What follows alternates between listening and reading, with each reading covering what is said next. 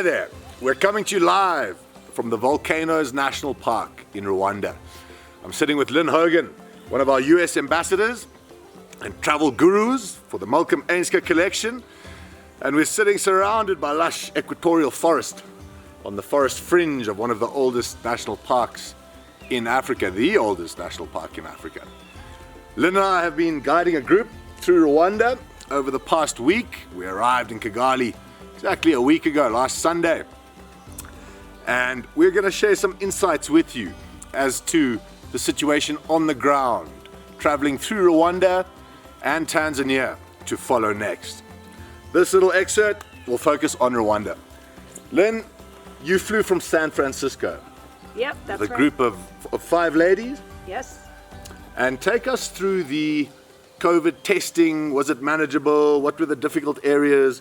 How did you find entry into Rwanda? So what we started off with, JD, is between 48 and 72 hours before we left, we had to get a COVID test. We brought that with us, but before that, we actually had to upload our results onto a special form, and the form was driven by the Rwandan government, and it was called the RBC form, and we got a unique ID code that we needed to upload into that form. Well, once we had that, we presented that to our flight. We flew Qatar Airways out of San Francisco through Doha, and it was an easy transition from then on to get into Rwanda. And then once we landed, we took another test. Now that test was very easy and simple. You took the same test, right? Indeed.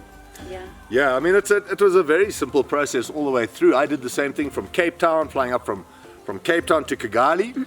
You are tested, a PCR COVID test, at least 72 hours before boarding your international flight.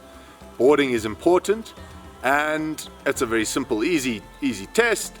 You submit your results via a form called the Public Locator Form, which the Rwandan Development Board provides.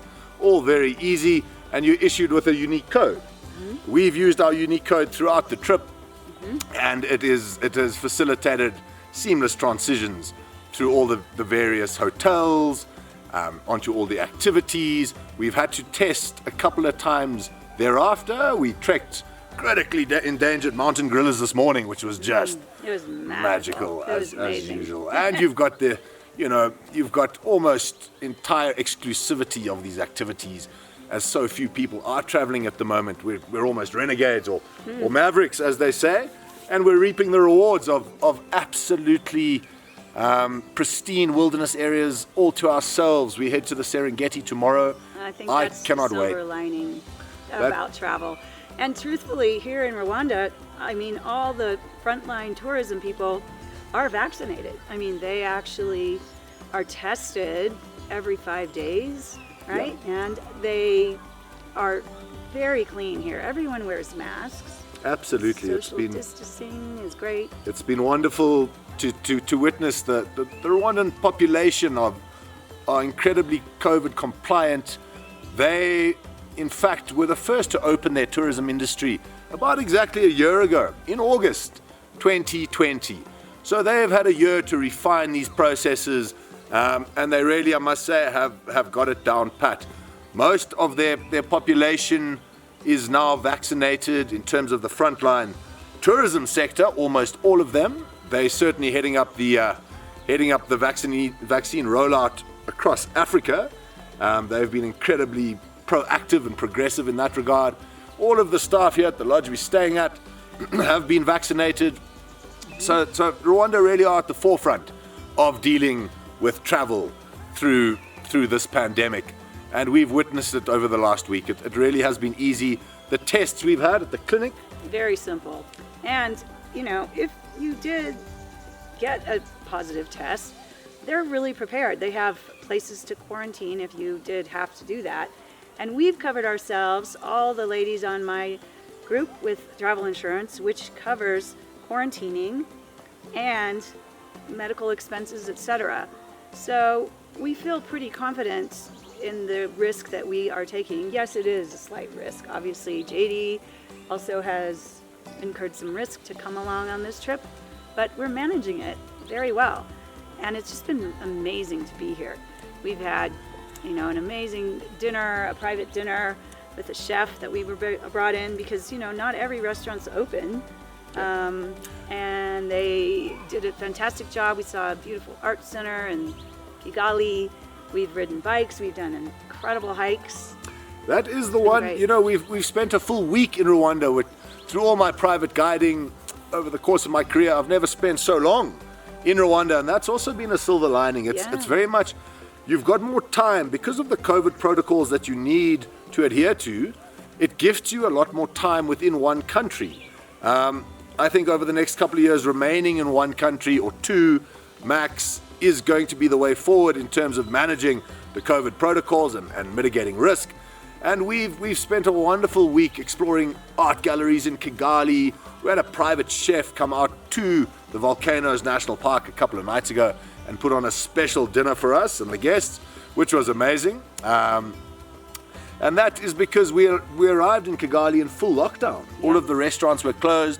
That was manageable. All of the hotels and lodges still provided in-house dining and allowed guests from other hotels to come in and dine in that particular lodge or hotel. So all of these restrictions we were able to manage on the ground, and I feel like it can only get easier from here. Exactly. Traveling has been totally manageable. The Rwandan Development Board has put incredibly stringent measures in place to ensure hygiene and COVID compliant protocols. There are little washing stations that at every stop. Everywhere, even in the villages, little children are wearing masks, and people are very, they are understanding what's going on here, and they're being very safe. Yeah. And truthfully, I think the flexibility is the name of the game right now.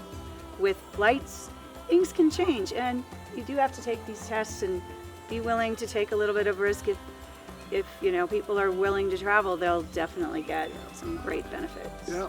But in a nutshell, the testing has been incredibly efficient. We've had our results back within sometimes as little as 4 hours, between 4 and 8 hours. Yep. The hotel prints out your negative COVID test, and off you go to the next destination.